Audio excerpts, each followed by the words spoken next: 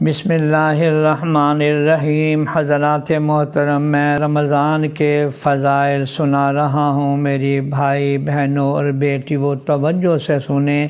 آج یہ پہلی روایت حضرت صلی اللہ علیہ وسلم کا ارشاد ہے، بہت سے روزے دار ایسے ہیں کہ ان کو روزے کے ثمرات میں بجز بھوکا رہنے کے کچھ بھی حاصل نہیں ہوتا، یعنی روزے کا کوئی ثواب نہیں ملتا، اور بہت سے شب بیدار ایسے ہیں کہ ان کو رات کے جاگنے کی مشقت کے سوا کچھ بھی نہیں ملا ہے۔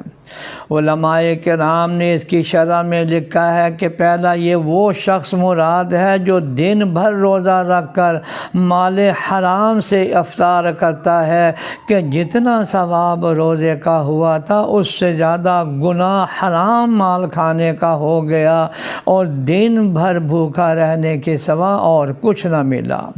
دوسری رائے یہ ہے کہ یہ وہ شخص مراد ہے جو روزہ رکھتا ہے لیکن غیبت میں بھی مبتلا رہتا ہے، جس کا بیان آگے بھی آ رہا ہے۔ تیسری رائے یہ ہے کہ روزے کے اندر گناہ سے احتراز نہیں کرتا۔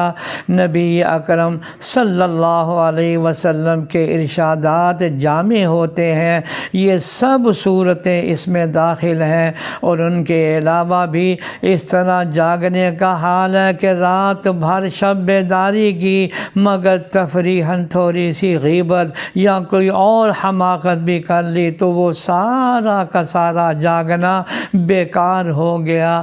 بعض لوگ صبح کی نماز ہی قضا کر دیتے ہیں تو بھی ثواب ضائع ہو گیا۔ بعض لوگ ریا اور شہرت کے لیے ایسا کرتے ہیں، وہ بھی بیکار ہو گیا۔